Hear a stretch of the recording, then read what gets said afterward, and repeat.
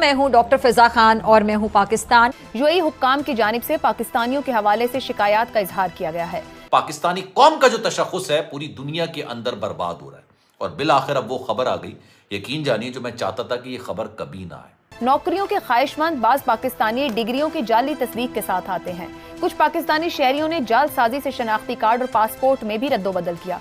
पाकिस्तानी शहरियों का चोरी, धोखाधड़ी, भीख मांगने, जिस्म फरोशी और मनशियात में मुलव्विस होने का तनासुब दूसरे ममालिक से कहीं ज्यादा है। आज नहीं तो कल पाकिस्तानियों के लिए उम्रा करने पर भी पाबंदी आयद हो जाएगी। क्या? जो पाकिस्तानियों की हरकतें सऊदी अरब में जाके हो रही हैं।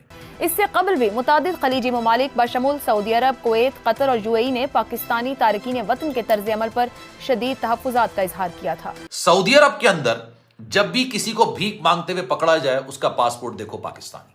सबसे हैरत अंगेज बात, आपसे बाकायदा एफिडेविट या आप ये कह लीजिए कि बयाने हल्फी आपसे साइन करवाया जाएगा कि आप वहां पर जाके भीख नहीं मांगेंगे। कितनी शर्मिंदगी की बात है। ट्रस्ट मी, मैं एज ए पाकिस्तानी मैं इंतहाई मुझे शर्मिंदगी हुई।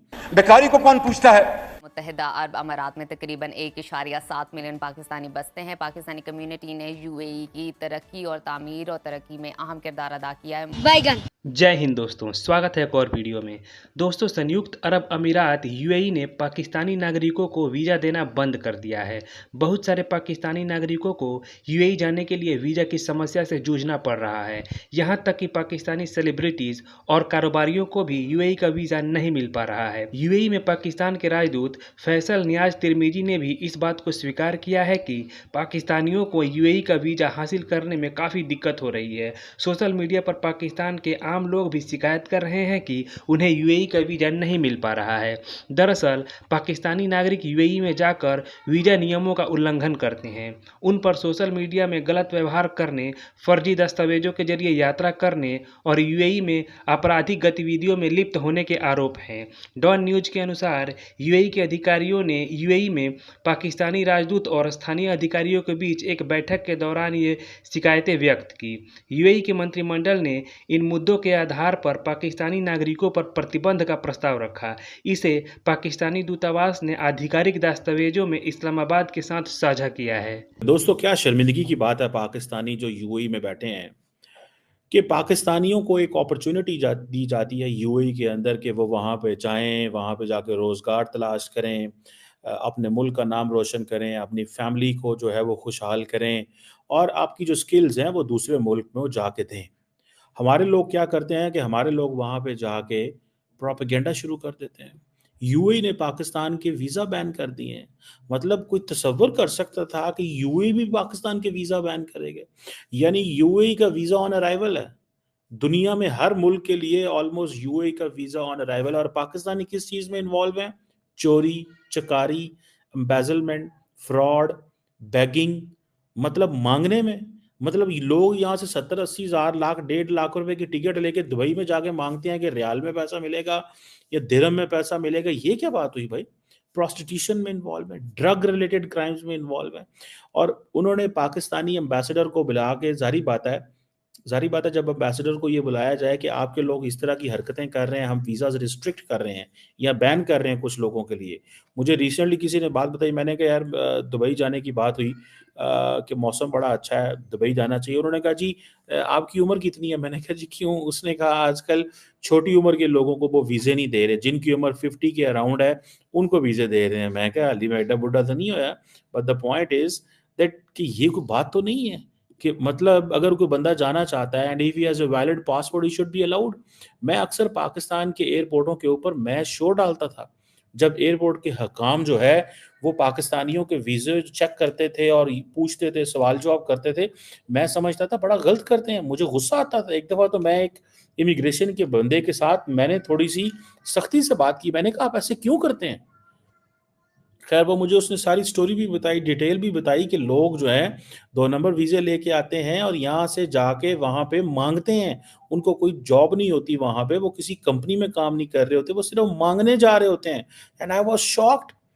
लेटर ऑन मुझे शौक हुआ, कहाँ यूएई वहाँ पे, कहाँ भारत जो है दुबई के अंदर, अबू धाबी के अंदर इंडियन इंस्टीट्यूट ऑफ टेक्नोलॉजी खोल रहा है और कहाँ पे हम लोग जो हैं, हमारे लोग जो हैं, या वो प्रोस्टिट्यूशन में इन्वॉल्व है, बैगिंग में, ड्रग रिलेटेड क्राइम्स में इन्वॉल्व हैं, तो मुझे बताएं कि फिर क्या होगा मज़ीद। पाकिस्तानी सिटीजन जब वो क्राइम होता है तो वो जाके डाटा आता है ना उनके पास कि कौन क्या कर रहा है, तो वो पाकिस्तानी सिटीजन से क्यों निकलते हैं? उनके पास क्राइम डाटा आया होगा कि किस मुल्क के लोग क्या करते हैं। पाकिस्तानी निकल रहे हैं, जाते दूसरे मुल्क हैं, नाम पाकिस्तान का है, पासपोर्ट पाकिस्तान का है, गए हैं वहां रोजगार कमाने, और जाके आप लोग जो है वो ड्रग बेचने में मसरूफ हो गए हो, जाके आप लोग जो है उन कामों में मसरूफ हो गए जो उन मुल्कों के खिलाफ है, एंड अबव ऑल प्रोपेगेंडा उस मुल्क के खिलाफ। भाई यूएई जो है, आपको पता है वो किस तरह की सोसाइटी है, उनका पॉलिटिकल सिस्टम किस तरह है, आपको उस पॉलिटिकल सिस्टम को रिस्पेक्ट करना है। वो जैसा पॉलिटिकल सिस्टम है, उनकी आवाम हमसे तो अच्छे है ना, वो थोड़ी आबादी है लेकिन एटलीस्ट उनके लोगों की जो पर कैपिटा इनकम तो ज्यादा है, उनका जो ह्यूमन डेवलपमेंट इंडेक्स चेक करें आप, उनकी ह्यूमन सिक्योरिटी के जाविये से देखें तो वो कितने मोतबर है, वो अच्छा खाते हैं पीते हैं। मुझे एक दफा रिसेंटली यूएई के डिप्लोमेट ने बताया, उसने कहा the moment a baby is born in UAE, उसके पास उसके घर में उसका आईडी कार्ड, उसका पासपोर्ट, उसका सोशल सिक्योरिटी, उसकी जितनी भी डॉक्यूमेंट्स जो स्टेट के रिलेटेड है, वो सारी उस बच्चे के घर एक बैग में पहुंचती है और गवर्नमेंट की तरफ से मुबारक भी जाती है। हमारे यहाँ तो नहीं हो सकता ना, इतने तो करोड़ों बच्चे डेली पैदा हो रहे हैं, तो पता नहीं कितने कितने की हो रहे हैं। हम तो वो सारी बात है अफोर्ड नहीं कर सकते, बट द क्वेश्चन रिमेन्स कि यार ये क्या तरीका है, व्हाट इज दिस वे, कि आपके वीजे इसलिए बैन कर दिए गए हैं कि आप वहां पे ड्रग में इन्वॉल्व हैं, आप वहां इन चीजों में इन्वॉल्व हो गए हैं। क्या शर्मिंदगी की बात है। गैर मुल्कों में बसने वाले पाकिस्तानियों के रवैये और एक्शंस बिलावास्ता तौर पर मुल्क की साख को मुतासिर कर रहे होते हैं। इसकी हालिया मिसाल पासपोर्ट की आलमी रैंकिंग में पाकिस्तान की मजीद तनज़्ज़ुली की सूरत में सामने आई। हेनले एंड पार्टनर्स की रिपोर्ट के मुताबिक पाकिस्तानी पासपोर्ट मजीद गिरावट का शिकार होकर दुनिया के ममालिक की सफ में 103 नंबर पर पहुंच गया है।